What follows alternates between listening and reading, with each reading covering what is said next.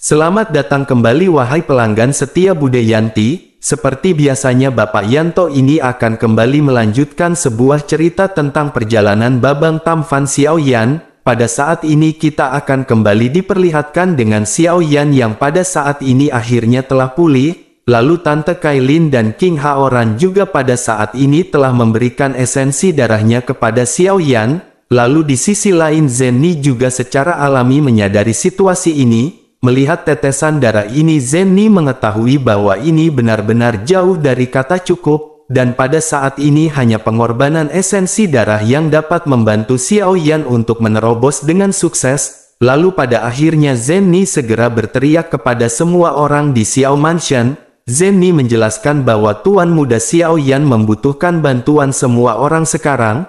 Pada saat ini ada ribuan orang elit dari Xiao Mansion dan semuanya saling memandang. Lalu ada keheningan di kerumunan dan Zenny pada saat ini menggertakkan giginya dengan ringan. Masuk akal bagi semua orang untuk tidak mau melakukan hal tersebut, karena meskipun ini hanyalah setetes esensi darah dan terlihat sepele, namun bagi mereka mungkin perlu waktu 1000 tahun kultivasi hanya untuk satu tetes. Selain itu setetes esensi darah ini juga dapat mengurangi kekuatan mereka dan memperpendek umur mereka. Zenny tidak mengatakan sepatah kata pun tetapi diam-diam setetes darah segera muncul di antara alisnya. Lalu setelah itu darah ini pun segera melesat ke antara alis Xiaoyan. Bahkan Yao Aotian juga pada saat ini melambaikan jubah di lengannya dan tanpa ragu darah segera muncul di antara alisnya. Kemudian tetesan darah terus menyembur ke alis Xiaoyan tetapi pada seperti ini tidak ada awan petir di langit. Dan hal ini menunjukkan bahwa pada saat ini esensi darah yang diberikan kepada Xiaoyan masih tidak cukup. Lalu pada akhirnya tiba-tiba sebuah suara meledak di kerumunan. Suara tersebut berkata bahwa hidupnya telah diselamatkan oleh Tuan Muda Xiaoyan. Oleh karena itu apalah artinya beberapa tetes darah bagi Tuan Muda Xiaoyan? Semua orang mendengar suara tersebut dan melihat seorang pria parubaya yang kekuatannya mungkin berada di puncak bintang kelima, dan tampaknya kekuatannya pada saat ini tidak jauh dari menerobos ke tahap bintang 6 Dodi. Namun pada saat ini pria tersebut tanpa ragu sedikit pun dan darah segera muncul di tengah alisnya dan mengirimkannya ke alis Xiaoyan. Lalu suara dari kerumunan pada akhirnya menjadi semakin banyak dan bahkan mereka berkata bahwa hidupnya juga telah diselamatkan oleh Tuan Muda Xiaoyan dan dirinya bersedia. Lalu banyak kerumunan pada saat ini benar-benar berteriak bahwa darah bukanlah apa-apa, dan pada akhirnya banyak tetesan darah terus bermunculan satu persatu dan melesat ke arah Xiaoyan. Kemudian tetesan darah yang sangat banyak ini terlihat seperti hujan berdarah yang melesat ke arah Xiaoyan. Lalu semakin banyak esensi darah yang diserap, maka tubuh Xiaoyan juga pada saat ini mulai bergetar dengan cepat. Lalu api surgawi di tubuh Xiaoyan juga pada saat ini mulai menggila dan akhirnya terdengar suara gemuruh di langit. Tentu saja semua orang pun segera berteriak bahwa ini adalah kesengsaraan Kaisar. Tuan Muda Xiaoyan pada saat ini benar-benar akan membuat terobosan, meskipun bukan mereka yang membuat terobosan tetapi pada saat ini mereka sama bersemangatnya seolah-olah mereka yang menerobos. Mata yang bercampur dengan kegembiraan pada saat ini benar-benar berkilat. Semua orang mengetahui siapakah sosok Xiaoyan dan semua orang pada saat ini menyimpan Xiaoyan di hati mereka. Mereka adalah milik Xiao Mansion dan mereka juga adalah milik Xiaoyan. Pada saat ini Xiaoyan melakukan terobosan, oleh karena itu bagi mereka terobosan ini juga milik mereka. Lalu teriakan kegembiraan pada saat ini benar-benar bergema di seluruh Xiao Mansion. Sementara itu di atas langit awan petir yang mengepul segera menutupi langit di atas Xiao Mansion. Lalu guntur yang lebat melintas di antara awan seperti naga yang marah menunggu di dalamnya. Kemudian banyak gemuruh dan ledakan pada saat ini segera terjadi dan di awan guntur, lalu guntur yang tebal meraung lurus ke bawah. Akan tetapi Xiaoyan di kolam obat pada saat ini masih tidak bergerak sama sekali. Xiaoyan juga pada saat ini tanpa pertahanan sama sekali saat hendak berhadapan dengan guntur. Lalu Long Yi biasanya membantu Xiaoyan tetapi pada saat ini Long Yi telah terluka parah. Sun Er juga pada saat ini berniat untuk membantu Xiao Yan, tetapi dirinya benar-benar tidak memiliki kemampuan. Sementara itu Kailin pada saat ini benar-benar terlihat sangat pucat setelah mentransfer 2 tetes darah. Meskipun Sun Er sebelumnya tidak membantu, dan hal itu dikarenakan bukan karena Sun Er tidak mau, karena Sun Er benar-benar tidak memiliki kemampuan untuk membantu Xiao Yan dalam mentransfer energi darah. Hal itu dikarenakan meskipun kemampuan Sun Er di dalam kultivasi pada saat ini telah meningkat cukup pesat, namun Sun Er masih belum memiliki kekuatan yang cukup untuk membantu Xiao Yan. Oleh karena itu Sun Er pada saat ini benar-benar sangat menyesal tidak dapat membantu Xiao Yan. Di sisi lain Kailin tentu saja pada saat ini menyadari apa yang dipikirkan oleh Sun Er, sehingga Kailin pun segera menghibur Sun Er agar Sun Er pada saat ini tidak perlu khawatir. Lalu Sun Er juga tidak perlu menyalahkan dirinya karena Xiao Yan juga tidak akan menyalahkan Sun Er. Dan pada saat ini yang terbaik adalah mengirimkan Al-Fatihah untuk Xiao Yan agar Xiao Yan bisa selamat dan kembali seperti sedia kala. Sementara itu ketika Guntur akan turun Chaos Immortality dan King Lin juga pada saat ini telah tiba melihat pil lightning yang sangat tebal. Chaos Immortality melirik ke arah Xiao Yan yang pada saat ini masih tidak bergerak. Chaos Immortality pun menggerakkan tubuhnya dan bergegas untuk membantu. Akan tetapi dirinya tiba-tiba dihentikan oleh sebuah suara. Suara ini berkata bahwa dirinya akan melakukan hal ini sendirian. Orang yang berbicara ini secara alami adalah Xiao Yan. Saat ini mata Xiao Yan di kolam obat tiba-tiba terbuka dan bola api terlihat menyala di dalamnya. Lalu ketika Xiao Yan mengangkat tangannya, nyala api yang indah pun segera menyambut keluar. Kemudian nyala api segera berubah menjadi serangkaian naga api yang berputar lurus ke atas bergegas menuju ke arah Guntur. Lalu keduanya pun langsung bertabrakan dan naga api seketika memadat berubah menjadi api surgawi. Di kolam obat tubuh Xiao Yan pada saat ini bergerak dan sayap iblis langit segera muncul dari belakangnya. Dan dengan gelombang yang tiba-tiba Guntur pun pada saat ini seketika menghilang. Lalu Xiao Yan pun segera melesat ke arah langit dan segera berhadapan dengan kesengsaraan Kaisar.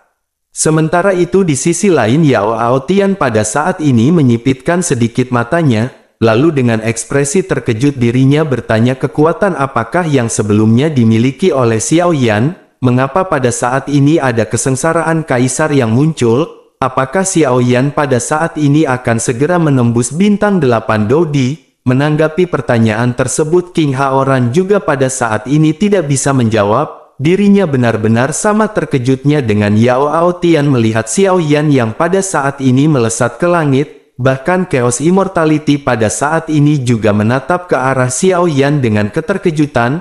Lalu dirinya bergumam bahwa bocah sialan ini pada saat ini benar-benar akan menerobos lagi. Dengan keengganan dan kecemburuan di matanya dirinya pada saat ini hanya bisa menatap ke arah Xiao Yan yang bertarung melawan kesengsaraan Kaisar. Namun pada akhirnya Chaos Immortality pada saat ini segera menekan semua perasaan di dalam hatinya. Kemudian matanya dengan cepat memperhatikan Kailin yang lemah. Lalu dirinya pada akhirnya segera terbang dengan tergesa-gesa dan pertama-tama segera menyapa Kailin.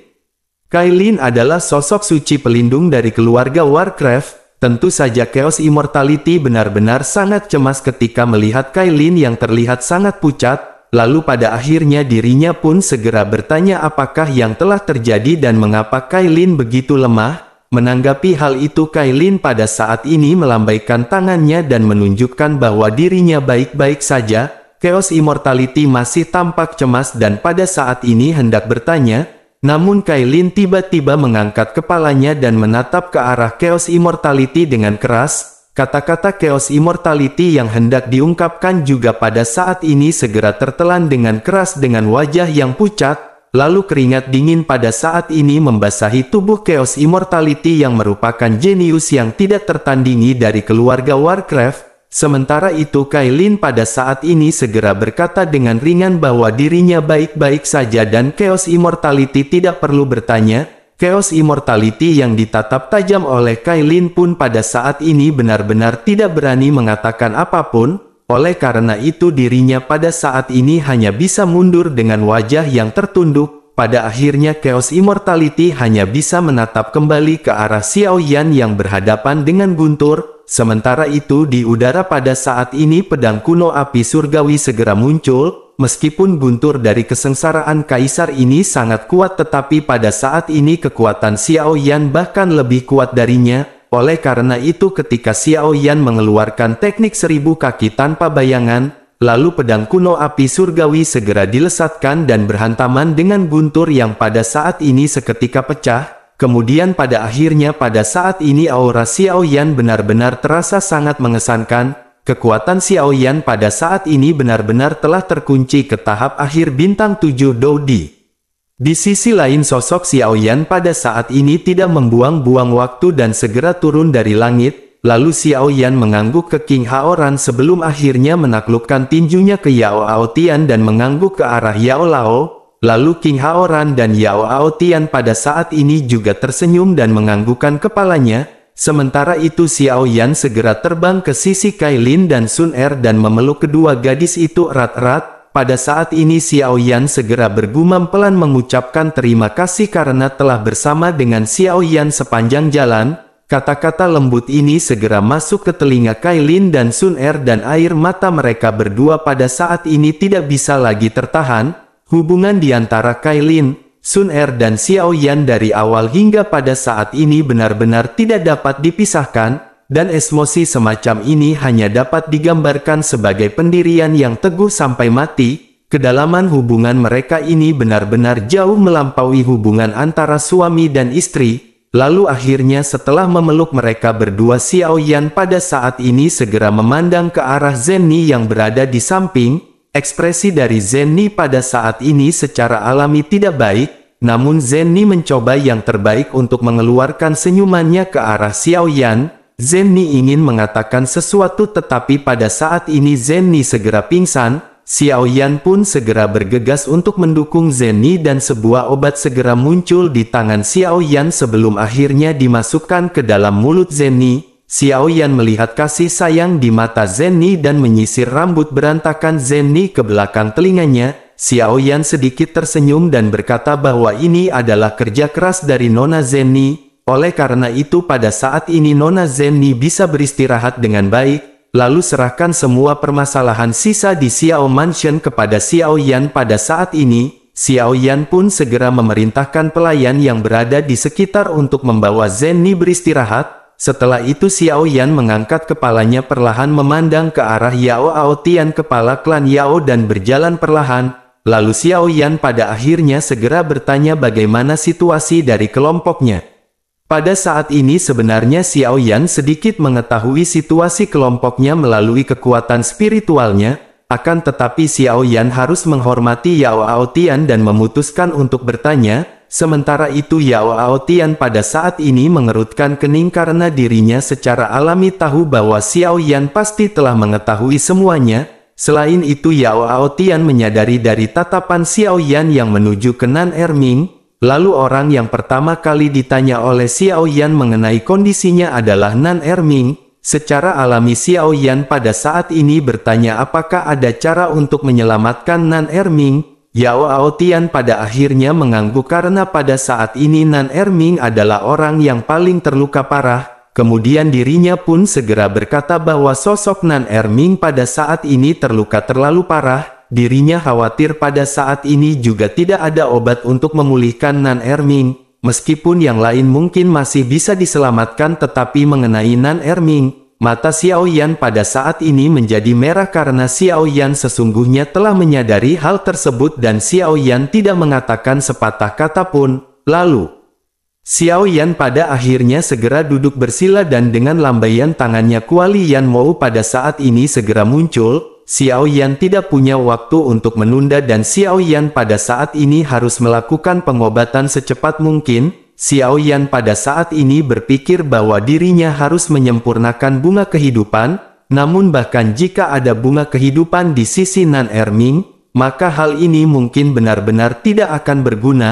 Namun Xiao Yan juga berpikir pada saat ini tidak ada salahnya untuk mencoba dan berharap semuanya akan berjalan dengan lancar. Lalu Xiao Yan pada akhirnya segera memfokuskan pemikirannya. dan hal terpenting untuk memurnikan bunga kehidupan adalah mendapatkan bahan obat utama dari rumput mayat hidup. Xiao Yan memiliki 20 tanaman ini di tangannya dan setiap tanaman ini sangat berharga. Oleh karena itu Xiao Yan tidak boleh gagal dan setiap tanaman ini benar-benar harus berhasil dimurnikan. Xiao Yan pada saat ini adalah seorang alkemis peringkat ke-7. Lalu bunga kehidupan adalah ramuan peringkat ke-6, oleh karena itu tidak akan terlalu sulit bagi Xiao Yan untuk memurnikannya. Xiao Yan harus memanfaatkan setiap menit dan setiap detik yang dirinya miliki. Xiao Yan benar-benar harus berpacu dengan waktu untuk menyelamatkan Nan Erming dan berharap masih memiliki kesempatan. Lalu pada akhirnya Xiao Yan segera memikirkan bahan-bahan obat yang diperlukan. Setelah merumuskan semuanya, Xiao Yan pada saat ini kembali berpikir kepada Nan Erming. Xiao Yan khawatir dengan memurnikan pil ini hal itu hanya dapat memperlambat kecepatan hilangnya nyawa Nan Erming. Namun Xiao Yan segera menekan emosinya ini sebelum akhirnya kembali memfokuskan pemikirannya. Dan pada akhirnya Xiao Yan mengeluarkan 3 bahan obat utama dan mengeluarkan banyak bahan obat tambahan. Sementara itu semua orang pada saat ini tidak berani mengajak Xiao Yan berbicara sama sekali. Mereka pada akhirnya segera mundur satu demi satu mengatur jarak untuk Xiao Yan. Pada saat yang bersamaan Xiao Yan menyipitkan matanya sedikit dan api surgawi di tubuh Xiao Yan segera menyembur keluar dengan gila-gilaan. Api surgawi pun berubah menjadi naga api yang pada saat ini segera membungkus bahan obat. Beberapa diantaranya dihaluskan menjadi bubuk dan beberapa diantaranya dihaluskan menjadi cairan. Setelah itu bahan obat ini segera dicampur dan diencerkan. Lalu dahi Xiao Yan pada saat ini tertutup keringat setelah beberapa saat dan wajahnya sedikit pucat. Dan pada saat ini Xiao Yan baru saja pulih dan kondisinya benar-benar belum stabil.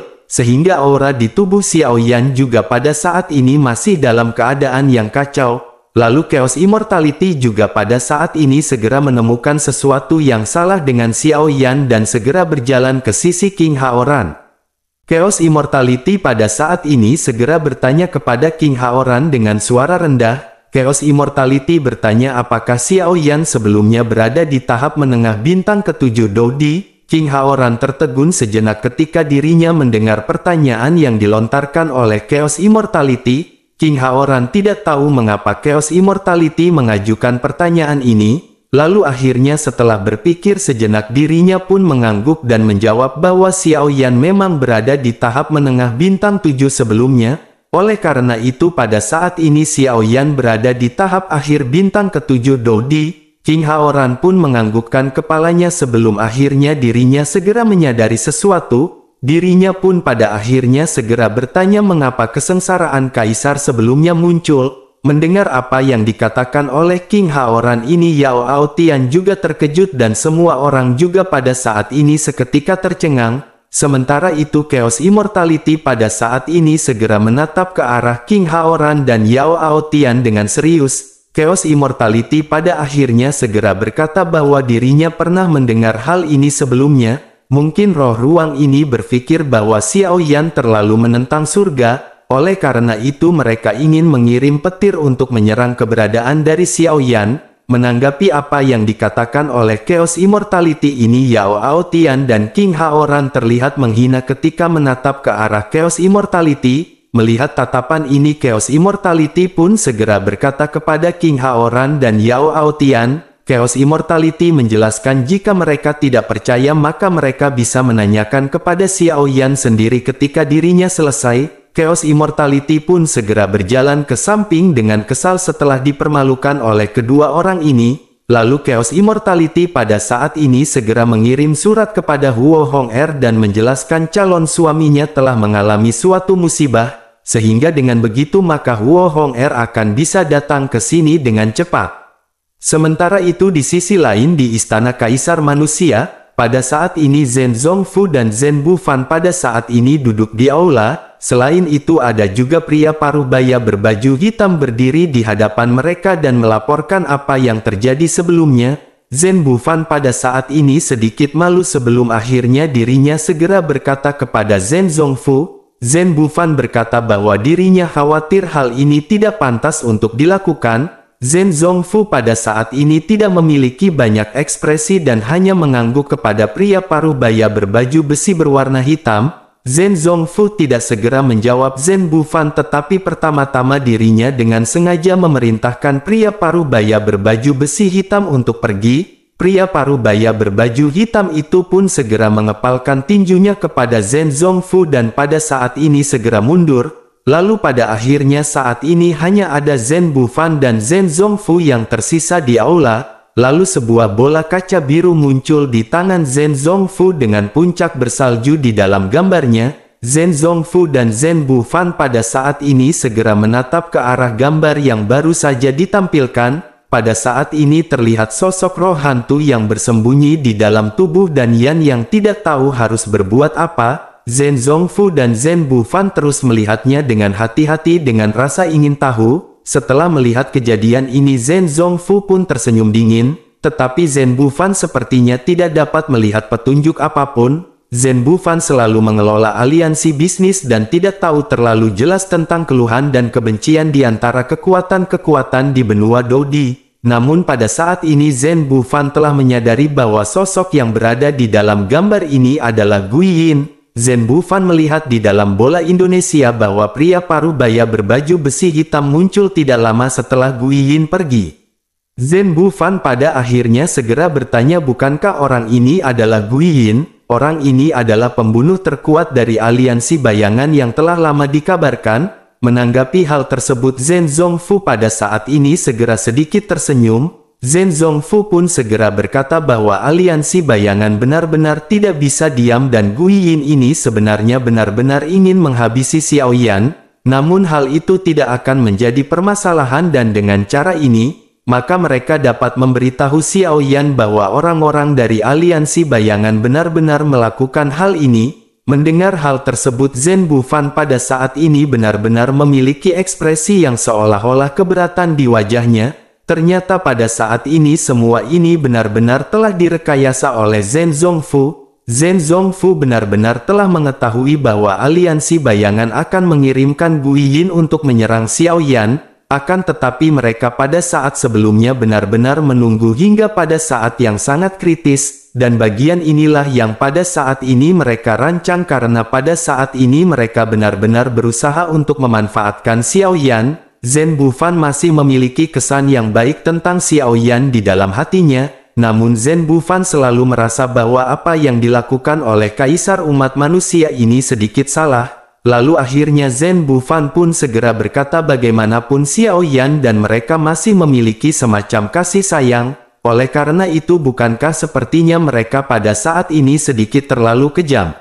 Menanggapi hal tersebut Zhen Zongfu pada saat ini masih tersenyum dan berkata perlahan, dirinya berkata bahwa Zhen Bufan tidak ingin terlibat dalam permasalahan ini. Zhen Bufan tidak perlu khawatir karena Zhen Zongfu akan menjamin bahwa nyawa Xiao Yan tidak akan berada di dalam bahaya. Selain itu Zhen Bufan juga telah menyadari bahwa rencana ini telah mencapai tahap ini. Xiao Yan telah diperlukan bagi mereka dan hal yang sama berlaku untuk Xiao Yan. Begitulah aturan permainan yang ada di benua Dodi ini, maka tidak mengherankan untuk menggunakan satu sama lain. Selain itu jika bukan karena Zhen Zongfu maka Xiao Yan pasti sudah lama mati. Mendengar perkataan dari Zhen Zongfu ini, tentu saja membuat Zhen Bufan pun seketika berpikir, lalu setelah memikirkannya memang benar apa yang dikatakan oleh Zhen Zongfu, dan jika Zhen Zongfu tidak mengirim orang untuk menyelamatkan kali ini, meskipun penyelamatannya ini pura-pura tetapi tujuannya adalah untuk membunuh orang-orang dengan pisau dan menyalahkan Xiao Yan.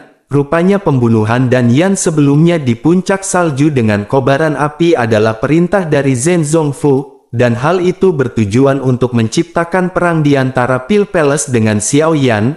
Lalu dengan adanya perang ini sesuai dengan rencana sebelumnya, maka Zhen Zongfu dan kekuatan besar yang bekerja sama pada saat itu akan turun tangan. Zhen Bufan pada saat ini hanya bisa menghela nafas setelah memikirkan hal ini. Setelah itu Zhen Bufan teringat sesuatu dan segera bertanya jika begitu permasalahannya apa yang pada saat ini terjadi dengan Xin Er dari Guiyin. Zhen Bufan sepertinya pada saat ini tidak tahu apa-apa tentang semua ini. Sementara itu Zhen Zongfu pada saat ini segera menjawab pertanyaan yang dilontarkan oleh Zhen Bufan. Zhen Zongfu menjelaskan bahwa dirinya telah bertanya tentang latar belakang dari Xin Er ini. Akan tetapi mengenai Xin Er ini sesungguhnya dirinya pada saat ini hanya pernah mendengar namanya.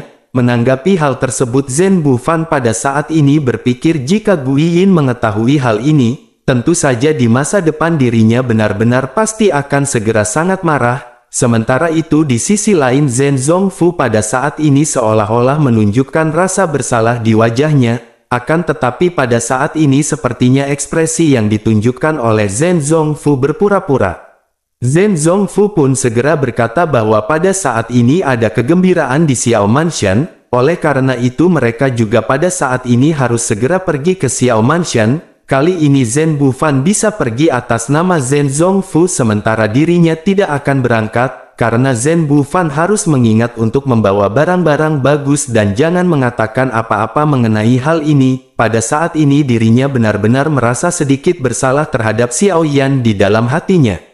Mendengar hal tersebut Zhen Bufan pada saat ini hanya bisa terdiam dan memandang ke arah Zhen Zongfu dengan jijik. Sementara itu Zhen Zongfu terbatuk 2 kali sebelum akhirnya segera berdiri dan lanjut berbicara. Zhen Zongfu menjelaskan bahwa dirinya akan menyerahkan permasalahan ini kepada Zhen Bufan, dan pada saat ini dirinya memiliki hal-hal penting untuk ditangani. Oleh karena itu Zhen Bufan pada saat ini bisa segera pergi. Setelah selesai berbicara Zhen Zongfu pun segera melangkah pergi dan meninggalkan Zhen Bufan. Sementara itu Zhen Bufan pada saat ini hanya bisa menghela nafas panjang dan memikirkan Xiao Yan. Sementara itu adegan pun kembali beralih ke Xiao Mansion. Pada saat ini Huo Hong'er telah sampai dan pada saat ini berjongkok di samping Nan Erming dengan mata yang merah. Lalu wajah Nan Erming untuk saat ini menjadi semakin pucat dan semakin dingin saat disentuh. Kemudian tubuh Nan Erming juga pada saat ini sepertinya memasuki keadaan kaku dan ini seperti diambang proses kematian. Dan jika diperhatikan lebih dekat pada saat ini ada titik cahaya biru samar di tubuh Nan Erming. Dan ini merupakan racun Guiyin dan itu jelas telah menembus ke seluruh tubuh dari Nan Erming. Sementara itu Huo Kai Huang dan Yao Aotian pada saat ini berdiri bersamaan. Huo Kai Huang memandang ke arah Huo Hong'er dengan sedih dan sebagai seorang ibu, tentu saja dirinya secara alami melihat bahwa Huo Hong'er ini sudah memiliki hatinya sendiri. Sementara itu di sisi lain pada saat ini Xiao Yan masih berusaha untuk memurnikan pil. Teknik yang dilakukan oleh Xiao Yan ini benar-benar sangat cepat seolah-olah api surgawi telah berubah menjadi lengan Xiao Yan. Bahkan Xiao Yan bisa mengendalikan semua bahan obat dengan bebas dan pada saat ini semua orang benar-benar tercengang. Terlihat jika Xiao Yan memasukkan semua bahan obat penting dengan membungkusnya menggunakan api surgawi, lalu 190 bahan obat pada saat ini semuanya telah disempurnakan dalam beberapa kali, dan semuanya dimasukkan ke dalam kuali Yan Mou dan Xiao Yan pada saat ini segera mengangkat tangannya. Lalu api surgawi segera mengalir ke kuali Yan Mou dan pada saat ini adalah proses penggabungan yang merupakan langkah terakhir. Lalu hal ini juga merupakan langkah yang paling penting dan Xiao Yan pada saat ini benar-benar sangat berhati-hati. Kemudian butiran keringat yang padat muncul di dahi Xiao Yan dan Xiao Yan bahkan saat ini tidak berkedip. Kemudian pikiran Xiao Yan pada saat ini benar-benar tidak berani terganggu, dan pada akhirnya awan petir juga muncul di langit dan Xiao Yan pada saat ini mengerutkan kening, lalu Xiao Yan segera mempercepat tekniknya lagi, dan pada saat ini semua api surgawi di kuali Yan Mou segera dimuntahkan dan 5 sinar cahaya segera melonjak. Kemudian Xiao Yan melambaikan tangannya untuk menyingkirkan kuali Yan Mou dan mengangkat tangannya. Lalu 5 sinar cahaya muncul di hadapan Xiao Yan dan nyala api pada saat ini menghilang. Kemudian di hadapan Xiao Yan pada saat ini segera terungkap penampilan sebenarnya dari 5 sinar cahaya sebelumnya. Pada saat ini Xiao Yan melihat bunga tembus pandang yang bersinar dengan cahaya warna-warni. Hal ini bisa memberi orang perasaan rileks dan gembira. Lalu semua orang juga pada saat ini bisa merasakan aura kehidupan yang memancar dari bunga tersebut. dan setelah menyesap aroma dari bunga ini seluruh tubuh benar-benar terasa sangat segar. Tentu saja semua orang yang berada di sekitar secara alami tidak tahu apakah bunga yang berwarna-warni ini, akan tetapi jauh Yao Aotian sangat berpengetahuan mengenai dunia alkemis, oleh karena itu dirinya bisa mengenalinya secara sekilas dan matanya pada saat ini bersinar, lalu dengan penuh ketidakpercayaan dirinya pun segera bertanya apakah ini bunga kehidupan yang hanya tumbuh di warung Bude Yanti.